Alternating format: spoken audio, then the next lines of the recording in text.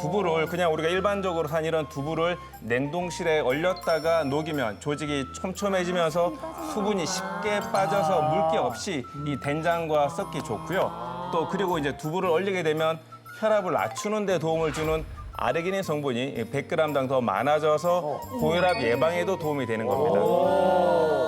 사실 뭐 된장, 쌈장 이러면 양면성이 있어요. 되게 항암식품이면서 또 염도가 높아서 고혈압 있는 분들에게 안 좋은데 두부의 원료가 되는 콩에는요. 일단 나트륨 배출시켜주는 칼륨이 아주 많이 들어있고요. 그 외에 뭐 칼슘이나 마그네슘, 아연 같은 미네랄이 들어있어서 직접적인 혈관 이완에 도움이 될 수 있습니다. 그래서 두부랑 된장이랑 같이 섞어주는 거군요. 그렇죠. 네. 언두부에 이제 남아있는 물기를 한번 쭉 빼야 되겠죠. 제가 한번 해보도록 하겠습니다. 이렇게 집에 있는 그 뭐 평평한 접시나 보리나 어떤 거든 사용이 가능하고요. 여기에 언두부, 얼린 두부를 넣고 이렇게 양면으로 샌드위치처럼 이렇게 한 다음에 볼에다가 놓고 이렇게 옆으로 해서 짜주시면 되겠습니다. 자, 이렇게 해보겠습니다. 엄청 나오네. 일반 두부 같은 경우에는 으깨지겠죠, 그죠? 네. 근데 으깨질 으깨지지 수가 않고 없죠, 예. 일반 두부와 달리 물만 쭉 빠지면서 온두부 자체가 그대로 이제 안쪽에 남아있게 되겠습니다. 원래 저렇게 두부에서 물이 많이 나오나요? 자, 이렇게 해보고 딱 보게 되면 언두부 같은 경우에는 그 모양을 그대로 유지를 하고 있죠. 신기하네. 일반 두부 같은 경우에는 벌써 으깨졌죠. 으깨졌겠죠. 네.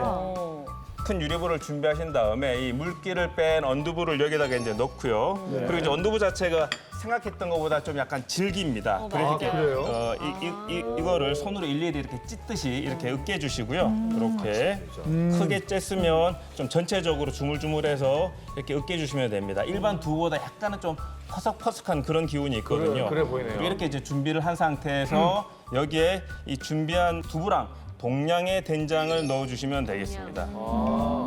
중국 요리 먹으러 가면 언두부로 요리 좀 많이 해주잖아요. 이렇게 해서 준비하신 다음에 이렇게 두 가지를 이렇게 조물조물해서 같이 이렇게 섞어주시면 되겠습니다. 정말 간단한데요? 근데 진짜 약간 그 짠 기운을 두부가 조금 감쇄시켜주는 뭐 그런 느낌이에요. 조물조물 잘 섞게 되면 지금 옆에 있는 것처럼 이렇게 이제 완성이 되는 겁니다. 이렇게 1, 2주 정도 드실 양을 한 번에 만들어 두고 이용하시면 되는 거고요.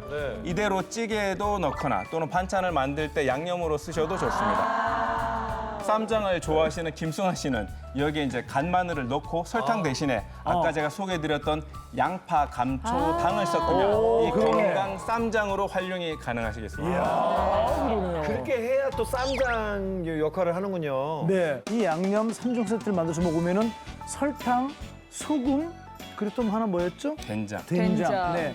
우리가 줄여서 먹으면서 감칠맛 나는 것을 느낄 수가 있다는 얘기인데 어떻게 보셨어요? 우리 이경진 어머니 어떻게 보셨어요? 네, 항상 뭐 단 거든지 짠 거든지 우리가 충분히 먹지를 못한다고 생각하면 항상 아쉽고 네. 더 먹게 되는데 이런 식으로 해서 그 농도들을 낮춰줘서 양은 충분히 드시면서 그런 맛을 낼 수 있다 그러면 굉장히 좋은 방법이라고 생각합니다. 네.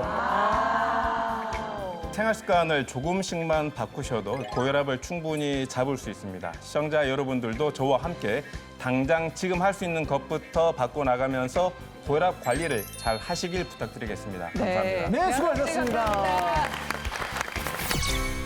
생활 속 고혈압 관리법에 대해서 알아보겠습니다. 네. 고혈압에 대해서는 참 많이 듣고 또 많은 걸 공부해서 잘 안다 싶은데도 그래도 궁금한 게 참 많을 것 같아요. 우리 오늘 방청객 중에서 혹시 예. 네. 고혈압 있으세요? 저는 저혈압이었는데 고혈압으로 바뀌었어요. 저혈압에서 고혈압이요? 네, 그래서 운동도 하고 식습관도 바꿔봤는데 평상시에 이렇게 조금만 움직여도 숨 차고 이랬었는데 그게 없어졌는데 혈압은 안 떨어지네요.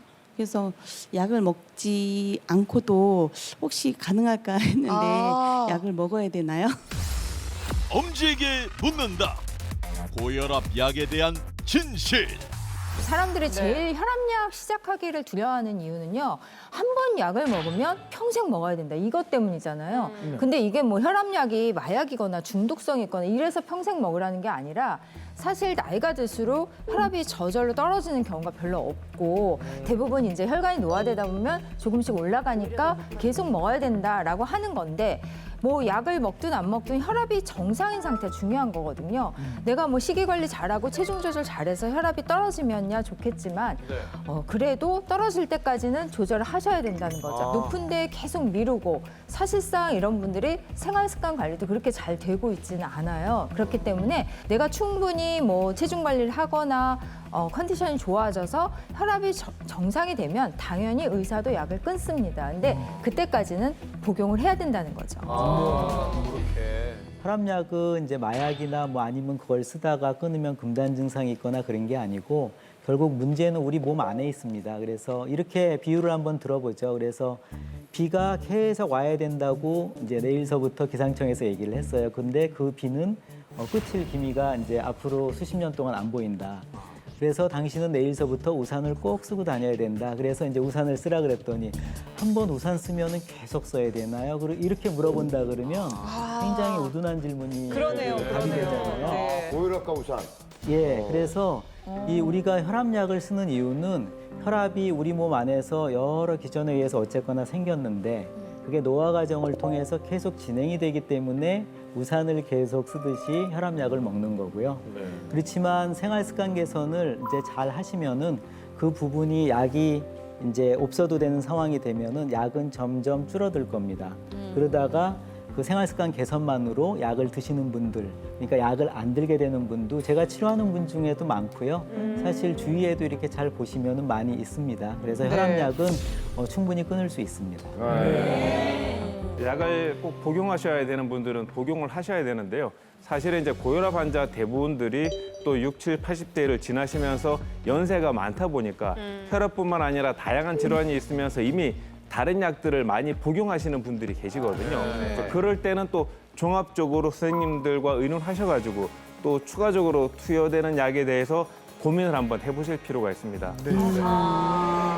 저도 하나 궁금한 게 있는데요. 네. 지금 고혈압 약 얘기가 계속 나왔으니까 저희 엄마랑 오빠도 혈압약을 지금 드시고 계세요. 그럼 저한테 지금 가족력이 있잖아요. 있네요. 그래서 좀 불안하니까 뭐 이 약에 항산화 항노화도 있고 하다니까는 제가 좀 일찌감치 아스피린을 좀 먼저 복용해 보는 건 어떨까요? 과거에는 아스피린 복용이 예방적인 차원에서 도움된다 해서 아주 이제 저용량인 아스피린 복용을 권장을 했었는데, 그러니까 기존 어떤 질환이 없다면 예방적인 데는 쓰지 않는 게 좋겠다는 게 최근 방침이고요. 고혈압이나 심장 질환 환자 또 뭐 스텐트를 했다거나 여러 위험성이 높은 사람들한테는 분명히 도움이 될 수 있는 부분이 있으니까 요거는 또 아스피린이 혈액을 묽게 하니까 왜 갑자기 멍이 많이 든다는 사람도 있고 그렇죠. 예, 혈전을 또 방지하기 위해서 쓰는 부분들이 있는데 그 반대의 부작용들도 있으니까 본인이 이제 충분히 그 주치의와 잘 상담하면서 써야 될 부분이다 이렇게 이해하시면 좋겠습니다. 자, 그럼 다른 분 이야기도 좀 들어보도록 하겠습니다. 고혈압 있으면서도 제일 어려운 게 식단 조절이 제일 어렵더라고요. 네네. 제가 평소에 또 맵고 이렇게 자극적인 걸 좋아하는데 맞아. 고혈압이 있으니까 또 먹을 수는 없고 안 먹다 해도 그래도 막 땡기잖아요. 평소에 땡기다 보니까 또 우리 가끔씩 또 먹고 이러면은 정말로 막 손가락도 붓고 막 혈압도 쑥쑥 올라가고 막 그래요. 엄지에게 묻는다. 고혈압 잘 다스릴 수 있는 음식은? 생활 습관 관리, 뭐 습관을 바꾼다는 것 자체가 말이 쉽지 정말 어려운데요. 오히려 약을 제 시간에 따박따박 챙겨 먹는 거는 대부분의 환자들이 잘 실천을 하세요. 근데 뭐 식습관을 바꾼다든지 운동 습관, 행동 습관을 바꾸는 게 가장 어려운데 그 중에서도 이 식습관이 가장 기본이잖아요. 근데 우리가 고혈압 하면은 나트륨 섭취 줄여야 된다, 뭐 지방 섭취도 줄여야 된다, 이렇게 줄여야 된다라고만 알고 있는데요. 사실은 이거를 꼭 챙겨 먹어라. 이거를 꼭 챙겨 먹어라. 이거를 꼭 챙겨 먹어라. 이런 영양소가 있어서 최근 의학계에서도 주목을 받고 있습니다. 그래요? 뭘까요? 먹어야죠. 뭐예요? 주목을 받고 있대요. 고혈압 잘 다스리기 위해 꼭 먹어야 할 영양소가 있다? 최근 의학계가 주목하는 이것의 정체는? 고혈압 환자들이 꼭 먹어야 될 영양소 바로 칼륨입니다. 사실 뭐 칼륨이 나트륨을 배출시켜 주다 보니까 또 특히 우리나라 사람들은 나트륨으로 인한 고혈압도 상당히 많거든요. 그러다 보니까 식이요법에서 이 칼륨을 많이 섭취를 하시다 보면은 자연스럽게 이 나트륨을 줄여주는 효과가 있는 거죠.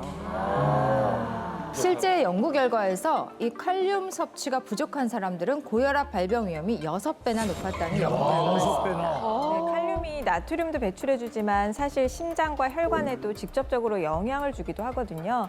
그러니까 칼륨 섭취가 부족해지면 혈관이 수축해서 혈압이 올라가기도 하고요. 그리고 심장 박동수가 갑자기 높아지거나 이유 없이 막 많이 뛰기도 하고 그렇습니다. 그래서 칼륨 섭취가 부족해지면 혈관이 잘 이완되지 못하고 수축돼 있어서 혈압이 높아지고요. 그리고 혈액 내의 칼륨 농도가 낮으면 뭐 특별한 이유도 없는데 심장이 뛰거나 심박수가 늘어나거나 이런 게 있어서 혈압도 높아지고 동맥경화 위험도 올라가게 됩니다. 자, 제가 오늘 칼륨이 풍부해서 고혈압에 도움을 주는 음식을 알려드리겠습니다.